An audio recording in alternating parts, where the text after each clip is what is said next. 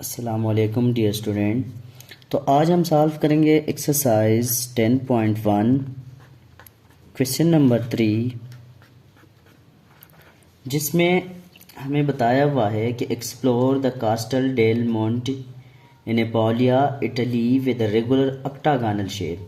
सबसे पहली बात तो ये कि शेप जो है वो हमारे पास ऑक्टागोनल है।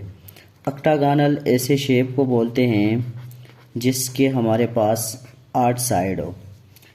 तो हमने फाइंड करना है पार्ट नंबर 1 में टोटल एरिया।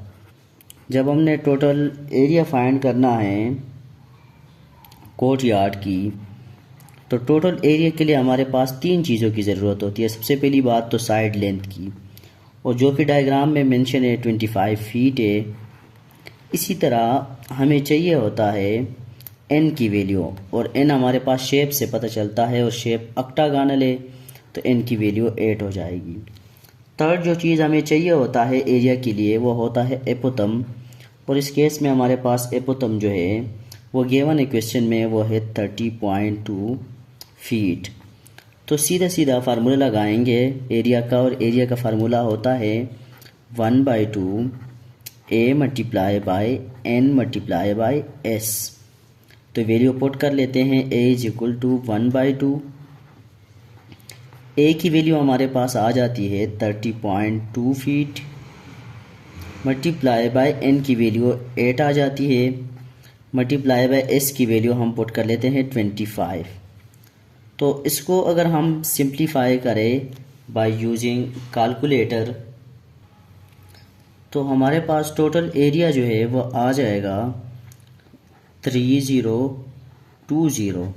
ये वो एरिया है जिसमें हमारे पास काउट यार्ड जो है या कोर्ट यार्ड वो इंक्लूडेड है, और आंसर हमारे पास एरिया सारा लेंथ सारी फीट में गिवन है, तो इसको हम स्क्वायर फीट लिख लेते हैं। ठीक है, ये हमारे पास पार्ट नंबर 1 का सॉल्यूशन कंप्लीट हो गया।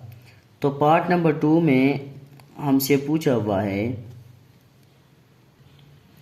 तो पार्ट नंबर 2 में अगर हम देखें अगेन, तो इसमें भी हमने एरिया फाइंड करना है। और पार्ट नंबर 2 में अगर हम देखें calculate the court yard area, तो ये जो एरिया हमने कैलकुलेट की ये टोटल एरिया था। अब अगर कोर्ट यार्ड एरिया कैलकुलेट करें तो इसके लिए भी हमारे पास 3 चीज़ों की ज़रूरत होती है। तो इस केस में साइड लेंथ जो है वो गिवन है 12 फुट, मतलब 12 फीट साइड लेंथ गिवन है।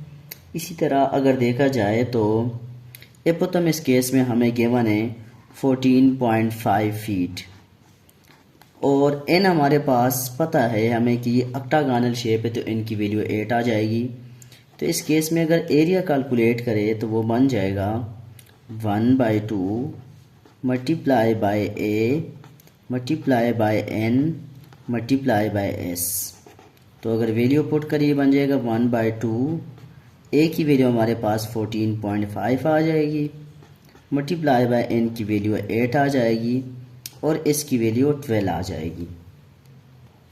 तो अगर हम कैलकुलेट करें एरिया, तो इस केस में हमारे पास एरिया आ जाएगा 696 फीट स्क्वायर।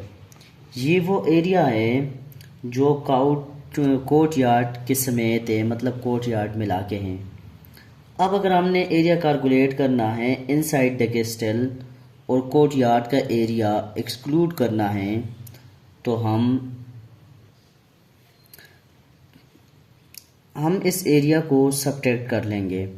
तो टोटल एरिया अगर हमने फाइंड करना है, टोटल जो एरिया हमारे पास आया हुआ था कोर्ट यार्ड को मिला के, तो वो आया था 3020 फीट स्क्वायर। इसी तरह अगर कोर्ट यार्ड का सिर्फ एरिया निकाल ले तो वो हमारे पास आ गया था 696 फीट स्क्वायर। अब हमने निकालना है एरिया विदाउट कोर्ट यार्ड।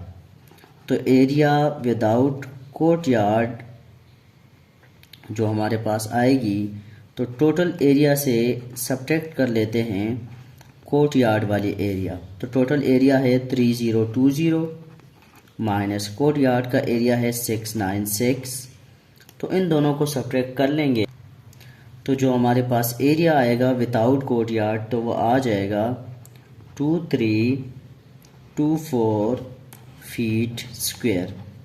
ये हमारे पास वो एरिया आ गया जो विदाउट कोर्टयार्ड है। तो इसके साथ पार्ट नंबर 2 का सॉल्यूशन भी कंप्लीट हो गया।